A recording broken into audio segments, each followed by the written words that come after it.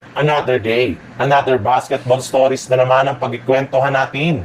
At ngayon nga ay ang pag-uusapan natin ang balitang bagong center na kukunin ng Los Angeles Lakers at ang bagong trade na gagawin ng Golden State Warriors sa Sacramento Kings. Kasabay nga ng pagkakakuha ng Los Angeles Lakers kay Aiton, ay tuluyan na rin naman nga silang nakabuo ng bagong super team kung saan posible nga daw kung buuin ang kanilang starting five ni Luka Doncic, Austin Reeves, LeBron James, Rui Hachimura at si DeAndre Ayton. Sasamahan rin naman nga sila dito ng kanilang second unit na kinabibilangan ni Gabe Vincent, Dalton Kenny at kanilang bagong center na si Jake LaRavia, Jared Vanderbilt, Jackson Hayes at napinapirma pa lang nila ng kontrata Jordan Goodwin, Maxi Kleber, Ado Otero, Shake Milton at si Trace Jemison.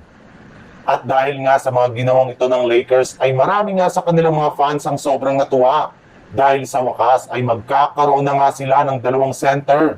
Pero hindi rin naman nga dyan nagtatapos ang move ng Lakers dahil ikinumpirma na nga ng isang insider na binabalakan pa nilang kumuha ngayon ng pangatlong sentro. At isa nga sa mga target nila dito ay si Herb Jones mula sa New Orleans gamit ang kanilang mga player na sina Rui Hachimura, Gabe Vincent, isang first round pick at isang second round pick.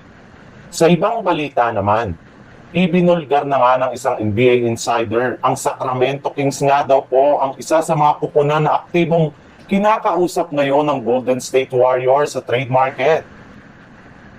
Nagkaroon nga daw po sila dito ng dalawa ng negosasyon patungkol sa trade scenario na maaari nilang gawin para mapalakas lamang ang kanilang lineup.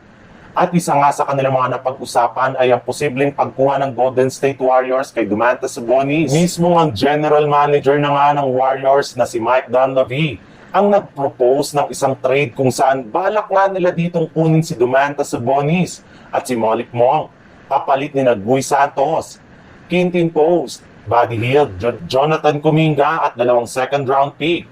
As of now nga, ay pinagdidiskusyonan pa rin naman nga ng Warriors at ng Sacramento Kings ang ganitong klaseng trade idea.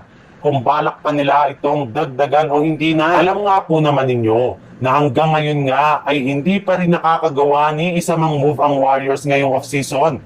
Since masyado nga silang nakatuon sa pagkuha kay Domantas Sabonis na siyang pinaniniwalaan nila na pinakabagay na center na makakatulong kina Stephen Curry at Jimmy Butler sa pagkuha ng kampyonato next season.